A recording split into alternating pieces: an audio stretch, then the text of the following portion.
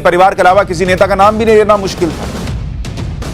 कितनी यूनिवर्सिटीज के नाम नेहरू गांधी परिवार के ऊपर, कितने सड़कों के नाम हैं, कितने स्पोर्ट्स अवार्ड्स के नाम हैं, कितने अवार्ड्स के नाम हैं, कितने स्टेडियम के नाम हैं, पटेल जी के नाम पर क्या क्या था। लेकिन प्रधानमंत्री नरेंद्र मोदी ने इसे बदला, इस कल्चर को, इस सिस्टम को बदला। आज आपको सरदार पटेल और प्रधानमंत्री नरेंद्र मोदी के बीच चौंका देने वाले कनेक्शन के बारे में बताऊंगा। आपको याद होगा मैंने पाठशाला में आपको बताया था कि कैसे प्रधानमंत्री नरेंद्र मोदी प्राचीन तीर्थ स्थानों और हिंदू मंदिरों का वैभव लौटाने में जुटे हुए लगातार काम कर रहे हैं। और यह सिर्फ आस्था का मामला नहीं है, इसमें एक बड़ी अर्थव्यवस्था भी जुड़ी है जिसके सामने कोई मंदी नहीं चलेगी, ये मैंने आपको बताया। लेकिन प्रधानमंत्री नरेंद्र मोदी आज जो काम कर रहे हैं, अगर मैं आपसे यह कहूं कि यह 60-70 साल पहले अगर किसी की डायरी में लिखा होता तो वो नाम सरदार पटेल का होता। पीएम मोदी जो आज कर रहे हैं वो काम आज से 60-70 साल पहले हो गया होता अगर सरदार पटेल देश के पहले प्रधानमंत्री बने होते और कुछ साल और जिंदा रह गए होते। क्योंकि जिस तरह से पीएम मोदी मंदिरों का कायाकल्प कर रहे हैं और मंदिरों का जीर्णोद्धार कर रहे हैं, उसे आजादी के बाद सरदार पटेल ने शुरू किया था। जब उन्होंने सोमनाथ मंदिर का जीर्णोद्धार करवाया था, वो भी वही सोच रखते थे जो आज नरेंद्र मोदी की सोच में नजर आता है। सोमनाथ मंदिर गुजरात के सौराष्ट्र इलाके के सागरकांत में, और यह भगवान शिव के 12 पवित्र ज्योतिर्लिंगों में से एक है। 2000 साल पुराना सोमनाथ मंदिर अपनी धन संपदा, वैभव, इसके लिए बहुत मशहूर था भाई।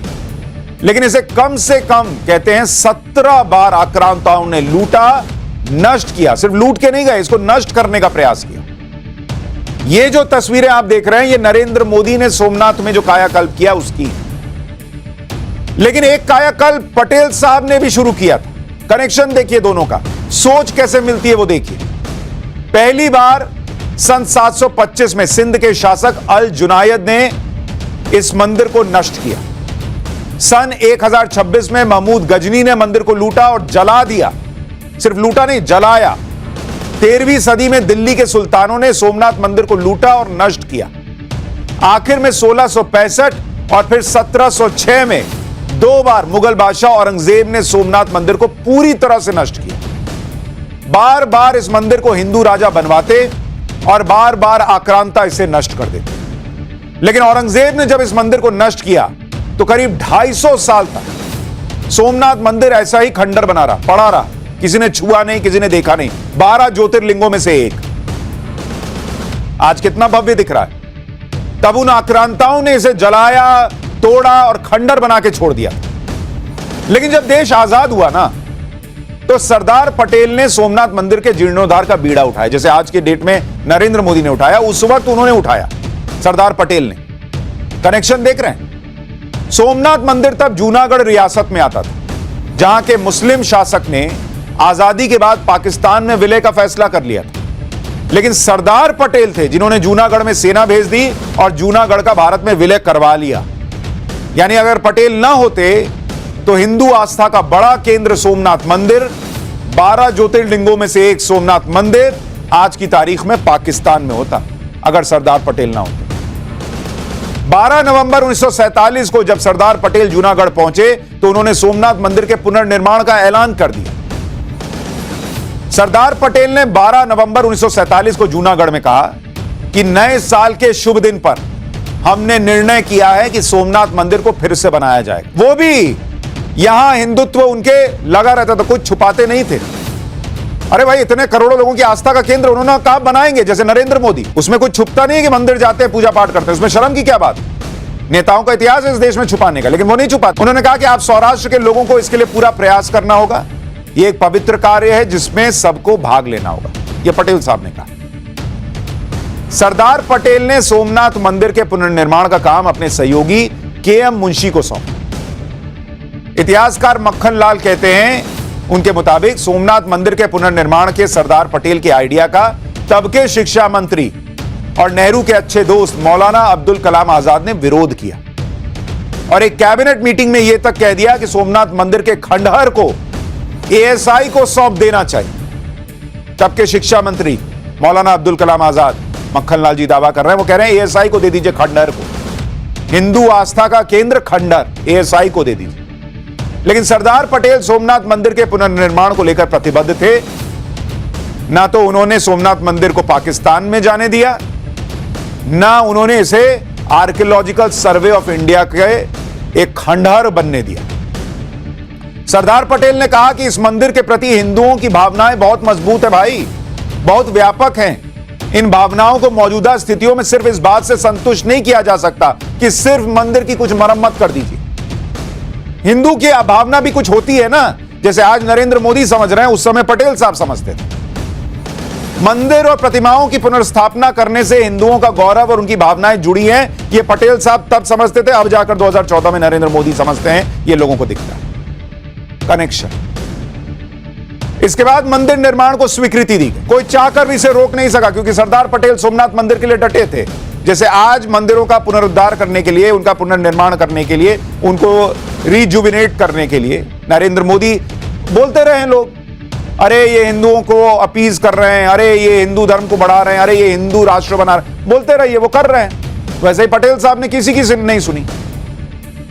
अच्छा, वो पटेल साहब के लिए अच्छी बात यह हुई कि उनको महात्मा गांधी की भी सहमति मिल गई, इसलिए नेहरू कुछ नहीं बोल पाए, क्योंकि सोमनाथ मंदिर के पुनर्निर्माण का प्रस्ताव लेकर सरदार पटेल और उनके सहयोगी केएम मुंशी महात्मा गांधी के पास गए थे। गांधी जी ने फैसले का स्वागत किया, लेकिन यह कहा कि निर्माण के खर्च में लगने वाली रकम जनता के दान से इकट्ठा होनी चाहिए, इसके लिए सरकारी खजाने से पैसा नहीं जाना चाहिए। लेकिन जब महात्मा गांधी नहीं रहे और 1950 में आज ही के दिन जब सरदार पटेल का भी निधन हो गया, तो नेहरू सोमनाथ मंदिर के पुनर्निर्माण प्रोजेक्ट से जुड़े केएम मुंशी जैसे लोगों के खिलाफ हो गए। इतिहासकार मक्खन लाल के मुताबिक नेहरू ने केएम मुंशी को बुलाकर कहा कि मुझे यह पसंद नहीं है कि आप सोमनाथ के पुनर्निर्माण में लग गए, यह हिंदू पुनर्जागरण की कोशिश है। यह बात नेहरू जी को पसंद नहीं आई, क्योंकि उनको तो सेक्युलर दिखना था। उन्हें हिंदू आस्था के केंद्र का पुनर्निर्माण, सोमनाथ मंदिर को उसकी पुरानी विरासत देना, सम्मान देना, यह हिंदू पुनर्जागरण की कोशिश लग रहा था। माना जाता है कि नेहरू खुद को सेक्युलर दिखाने के लिए सोमनाथ मंदिर के पुनर्निर्माण के सरकारी प्रयासों से खुश नहीं। वो सोमनाथ मंदिर के पुनर्निर्माण में किसी तरह की सरकारी दखल के पक्ष में नहीं थे। इसका एक उदाहरण तब मिला जब मंदिर का 1951 तक गर्भगृह और बेस बनकर तैयार हो गया, तो प्राण प्रतिष्ठा की बारी आई और उद्घाटन के लिए तत्कालीन राष्ट्रपति डॉक्टर राजेंद्र प्रसाद को न्योता दिया गया। जब डॉक्टर राजेंद्र प्रसाद ने सोमनाथ मंदिर के उद्घाटन में जाने का फैसला किया, तो नेहरू नाराज हो गए, गुस्सा गए। जब तत्कालीन राष्ट्रपति राजेंद्र प्रसाद ने 1951 में सोमनाथ मंदिर के उद्घाटन समारोह में जाने का फैसला कर लिया, तो नेहरू ने उनसे कहा कि मत जाइए वहां। इतिहासकार रामचंद्र गुहा की किताब है इंडिया आफ्टर गांधी, उसमें उन्होंने लिखा है कि नेहरू ने राजेंद्र प्रसाद को सलाह दी कि वो सोमनाथ मंदिर के भव्य उद्घाटन समारोह में हिस्सा न लें।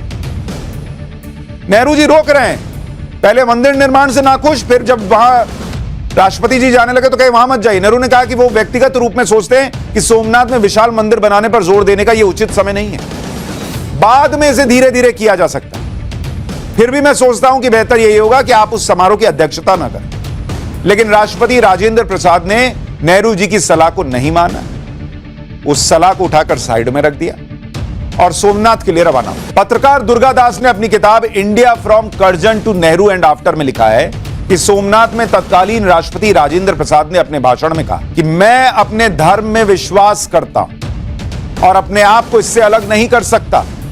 मुझे 8 साल बाद यहां के दर्शन का सौभाग्य प्राप्त हुआ है। यह अनंत काल से तीर्थ स्थान रहा है, बावजूद इसके कि इस पर समय समय पर विपत्तियां आती गईं, यह हमेशा पुनर्जीवित होता रहा। यह अपने गौरव को आज भी बनाए रखे हुए।